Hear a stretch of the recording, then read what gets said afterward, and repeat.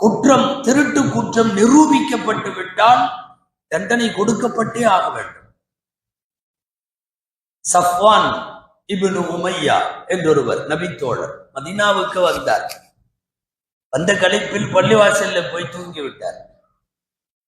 ஒரு நல்ல துண்டு, நம்முடைய இன்றைய பாணியில சொன்னா ஒரு நல்ல ஷால் தலைக்கு வச்சு படுத்திருந்தார். கஃன் துணியை எல்லாம் திருடுவதற்கு ஆள் இருந்த அந்த காலங்களில் ஒரு உயர்ந்த துண்டா தெரியுதேன்னு படுத்திருக்கிற தலையில இருந்து துண்டை ஒருத்தர் உருவனார். துண்டை திருடுவதற்காக அவர் படுத்திருக்கிற போது திருடி துண்டை கையில எடுத்துட்டார். சஃப்வான் எழுந்து விட்டார்கள். எழுந்து அவர் கையை பிடிச்சிட்டாங்க. நேராக ரசூலுல்லாவிடம் கொண்டு வந்து நிறுத்தி விட்டார்கள். அல்லாஹ்வின் தூதரே, நான் மஸ்ஜிதுல படுத்திருந்தேன், தலைக்கு இந்த துண்டை வச்சிருந்தேன், இந்த துண்டை இவர் திருடிட்டாரு, அவர் திருடினதுக்கு அப்புறம் நான் கையும் களவுமா பிடிச்சிட்டேன், உங்கள்கிட்ட கொண்டு வந்துட்டேன். நபிகள் ஸல்லல்லாஹு அலைஹி வஸல்லம் தண்டனையை நிறைவேற்ற உத்தரவிட்டு விட்டார்கள். கை வெட்டப்பட வேண்டும்.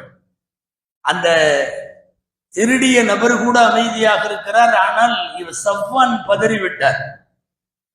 யா ரசூலல்லாஹ் லம் உரிது ஹாதா, இல்ல நான் இந்த அளவுக்கு நான் நினைக்கல, நான் அவர் கையை வெட்டப்படணுங்கிற அளவுக்கு நினைக்கல என்றவர் சொன்னார். அப்படின்னா என்னன்னா, என் துண்டு போனா போயிட்டு போகுது, பரவாயில்ல, இவரை விட்டுருங்க அப்படின்னு அதுக்கு அர்த்தம். இந்த வார்த்தையை சொன்ன போது நபிசல்லாஹு சொன்னார்கள், ஃபஹல்லா கப்ல அன் தஅதியனி பிஹி, இதை என்கிட்ட கொண்டு வர்றதுக்கு முன்னாடி செஞ்சிருக்கலாம்ல, நான் மன்னிச்சிட்டேன், இது பரவாயில்ல, இந்த துண்டு ஒரு ஒரு ஒரு மக்கள் மன்றத்திற்கு முன்னாலே வந்து அது நிரூபிக்கப்பட்டு அந்த குற்றம் நிரூபணமானதற்கு பிறகு எனக்கு வேற வழி இல்லை, அல்லாஹுவின் தண்டனை சட்டத்தை நிறைவேற்றியாக வேண்டும் என்று பேசினார்கள் நபி ஸல்லல்லாஹு அலைஹி வஸல்லம்.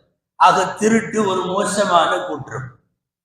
பொருளை திருடினால், பண்டம் திருடினால், துணிமணிகள் திருடினால், பாதுகாத்து வைக்கப்பட்ட கண்ணியத்திற்குரிய எந்த பொருளை திருடினாலும் கடுமையான தண்டனை என்பது இஸ்லாமிய மார்க்க பார்வை. இது சும்மா திருட்டை குறித்தும் அதன் தண்டனையை குறித்துமான ஒரு இஸ்லாமிய பார்வையை சொல்லுவதற்காகத்தான்.